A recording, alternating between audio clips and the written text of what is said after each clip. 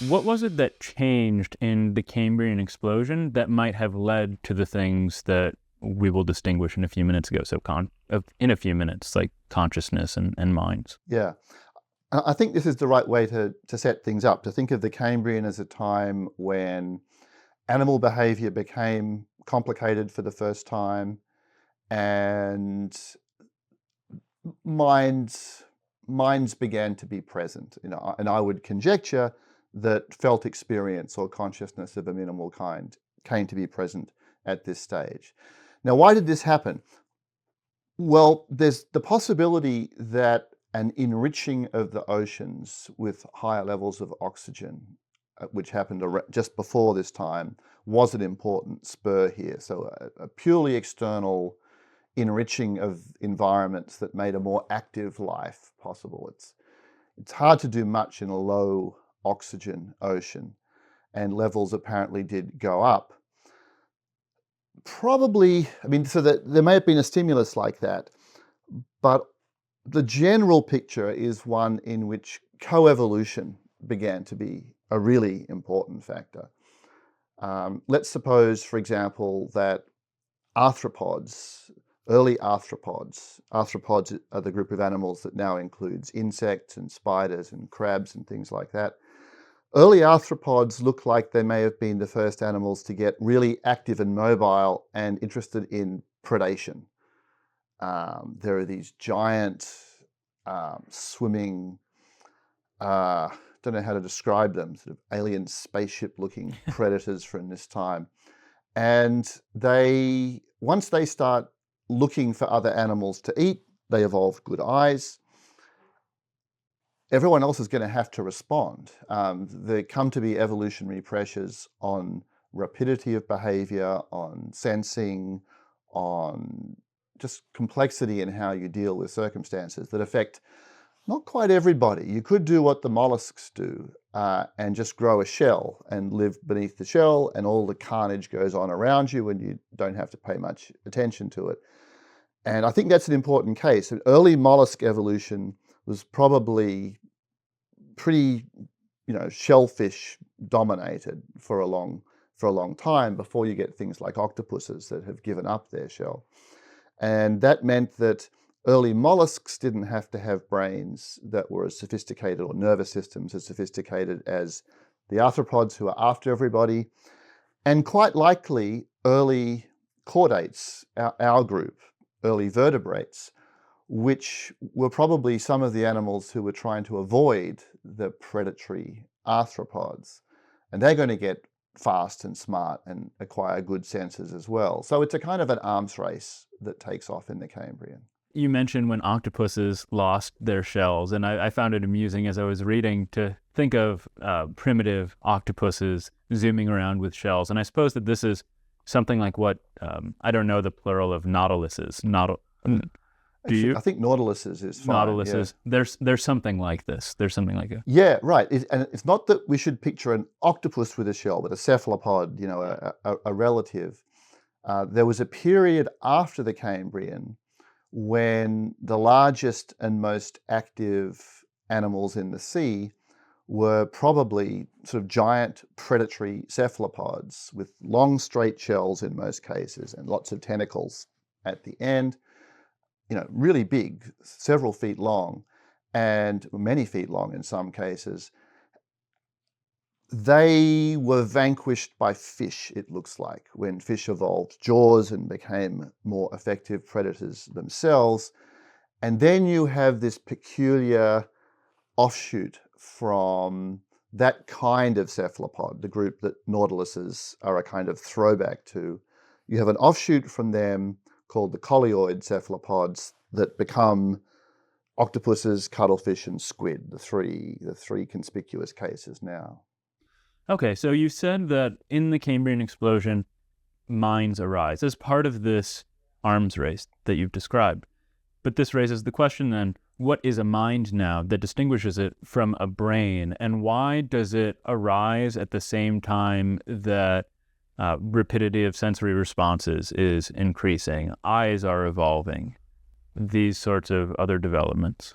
Well, I think minds and brains, in a sense, they're the same thing, or Oh, really? mental events are brain processes. So once you get brains with the kinds of activities going on within them, roughly speaking, or at least in some cases of that, in the more complicated cases of that, minds are what you also have. It's not, the general picture I have is a kind of biological physicalism about the mind, where they're not extra, they're not additions to a biological world. To use a slogan from philosophers back in the 1950s, sensations are brain processes. It's not that brain processes cause sensations, or once you get brain processes, it's natural to wonder whether sensations are added. They're not added. Essentially, felt experience is brain activity from the inside. When you are the system that's undergoing that kind of brain activity. So roughly speaking, I believe in mind-brain identity. Now, which kinds of brains are sufficient for this to apply? What kind of state the brains have to be in with respect to sort of health and activity and so on? Those are, further questions. It's not just like any clump of brain matter that has experiences. But the general picture that I would defend is a materialist or physicalist one, and one that's careful to avoid a cause-effect model for brain processes and mental states. Again, it's not that the brain processes make this other thing, the sensations or the mental states, come to exist. It's that sensations are brain processes as felt from the inside. So I'm not a dualist or a panpsychist, so I see no good reason to press you on the physicalism, because I agree with you on that. But there is still this lingering question that I have about what the difference is between mere subjective experience or feeling on the one hand, and then consciousness on the other. If you think these two are the same, or consciousness is a subset of the other, something like that. I would like to treat them differently in a sense. What's happened, when I was a student back in the 80s, it was natural to talk the way you're talking, where the mere presence of feelings of some sort is distinct from the presence of consciousness. And consciousness is a kind of refinement or a subset of felt experience. From some time, especially in the 90s onwards, latter part of the last century, partly just for linguistic convenience, I think, people began using the word consciousness in a very broad sense to include any kind of felt experience. Thomas Nagel may be the culprit. His famous "What is it like to be a bat" paper from the 1970s. He said, you're conscious if there's something it's like to be you. A system is conscious if there's something it feels like to be that system. Now, once you say that, you've collapsed the categories of feeling and consciousness into one. And you might then say, okay, fine, I'm now going to distinguish different kinds of consciousness, phenomenal consciousness, or a sort of primary consciousness, a basic kind, and then other kinds, reflective consciousness, self-consciousness. And that's a natural response to the broadening. For a while, I used to resist the broadening. I thought that subjective experience is a good phrase for what we're talking about as the basic phenomenon.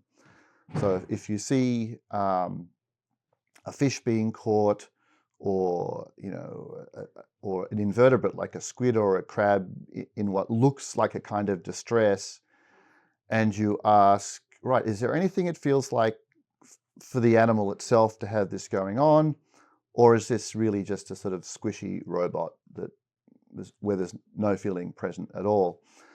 That question would now be asked by saying, is the squid or the crab conscious? And I think, perhaps like you, I think this is linguistically not ideal, but it's just what's happened. And I've stopped resisting. I've stopped saying, well, we should call this more basic thing subjective experience, and reserve the word consciousness for something more sophisticated.